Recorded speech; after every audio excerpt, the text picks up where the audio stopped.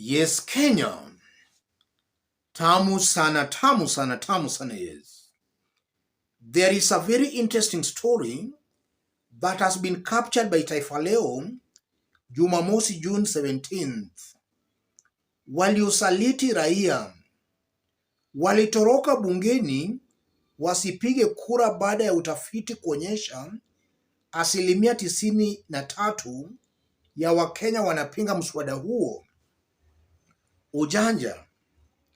Wakiwa kwenye mikutano ya hadhara, makanisani au hata mazishini, wanalaani serikali kwa kubebesha raia mzigo wa ushuru na kupandisha bei za bidhaa msingi. Wanaungana na walalahoi kukemea gharama ya juu ya maisha, lakini wakati ulipowadia wa kutangaza msimamo, walikunja mkia wakahepa. Baadhi yao ndio hawa. You are seeing Jalango there, Babu Owino, Bosole, Salasha. You are seeing Mbadi. You are seeing Oscar Sudi, among a host of other leaders. And one funny thing about these leaders who went missing, a majority of them are the so-called Azimio rebels. And some are actually also Kenya Kwanza, with the majority being Azimio rebels. And just as Taifa Leo is reporting, a survey that was conducted found out that 93% of Kenyans were against that bill. The elected leaders were well aware of that. William Ruto was too aware of that. But in spite of all that knowledge, these members of parliament decided to support the bill, and some went missing. I want us to dig deep into this story for Kenyans to understand the hidden political games being played here. And now that even Taifa Leo has highlighted this story, waliosaliti raia, it's now certain and it's a fact. And this is something I keep on repeating here. Any leader who supported that bill, or any leader who went missing during the debate, that's an enemy of the people. That's an enemy of the people. In fact, that debate or that bill presented a very good opportunity for Kenyans to know which leaders, or rather, who are these leaders on their side and who are these not on their side. Any leader who supported that bill has clearly done serious injustice to the so-called hustlers. That bill actually overburdens Kenyans, the poor. Is going to make life more difficult in that more and more taxes are going to be pressed on the poor hustlers. So any leader who supported that bill or went missing, that's an enemy of the people. And just as I've been saying here, if you know of a leader, whether that leader is your father, your mother, your uncle, your relative, or a friend, a leader who supported that bill, or a leader who went missing during the debate, that's not a leader representing your interests. That's a leader representing the interests of one man, William Samoei Ruto. And that's the truth, ladies and gentlemen. Before we dig deep, if you are watching us but you have not yet subscribed, subscribe, give this video a like. Let's proceed. Yes. Why is it that these elected leaders, knowing fully well the ground was against that bill, they went ahead and supported the bill, and some went missing?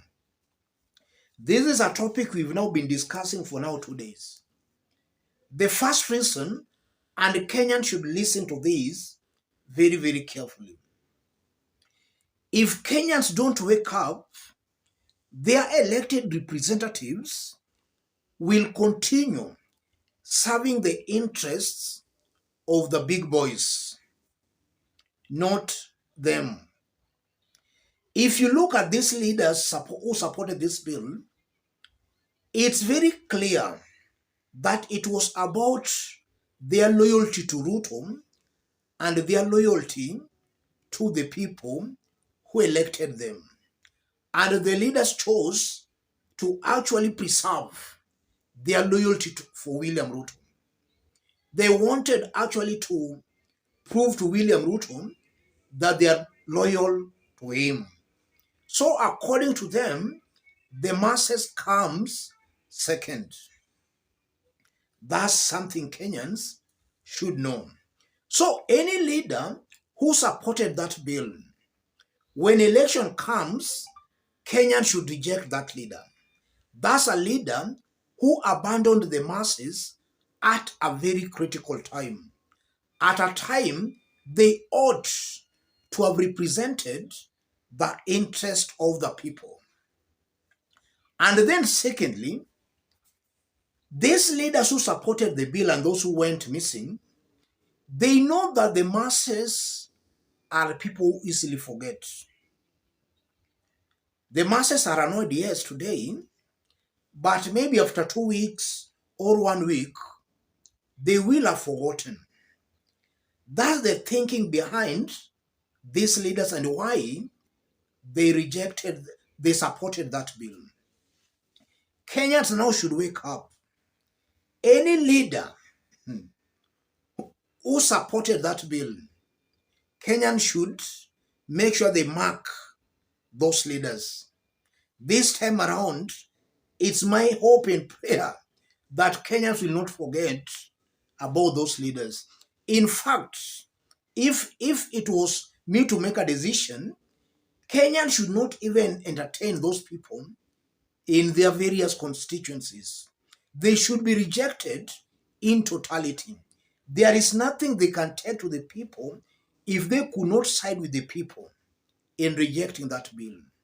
So if they come to the constituencies, Kenyans should reject these leaders. These are turbocrats. They are in politics for their own personal gains. They are not there to serve the interests of the masses. Again, from that story, you are seeing it's clear now that William Ruto's government is not pro-hustler. And that goes contrary to what William Ruto was promising the hustlers when he was campaigning for the presidency. Just as I've always maintained here, if you look at all the governments that have served Kenya since independence, all those previous governments are coming out as pro the people. This one is pro-dynasty. But the irony of it, this government came to power on the platform of Mama Mboga Boda Boda. So you are seeing how disparate these Kenyan leaders are when they're looking for votes. They go to extreme lengths of even cheating the masses. And that brings us to the issue of integrity. Before you elect a leader, look at a leader's track record.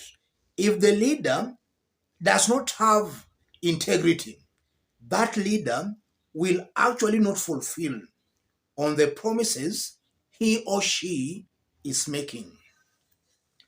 As I conclude, I won't be wrong to conclude that William Ruto has killed the careers of very many leaders supporting him. Some few days ago, or rather about 2 days ago, we saw Turkana residents putting their elected leaders on notice, those who supported that bill. And I'm very sure across the country, even on the mountain and in Kalenjin Rift Valley, the leaders who supported that bill, they'll find the ground very hostile. Yes, the ground, because of the nature of our politics, ethnic politics, the ground can still some confused elements can still support William Ruto. But for the leaders, it's certain that same ground will actually fix those leaders for betraying them. I'm seeing a very high possibility. Whereas the ground will be supporting William Ruto because of ethnic politics, they will actually penalize the leaders who supported William Ruto in making sure the bill is passed. And that's why, a smart leader, when the interest of the people and the interest of a leader you support actually conflict, you are safe siding with the people. Let me stop it there, ladies and gentlemen. To those sending their contributions, channel your contributions to the number below. Let's help Nudin Salash undergo a kidney transplant. Let's meet in our next analysis. Thank you. God bless you.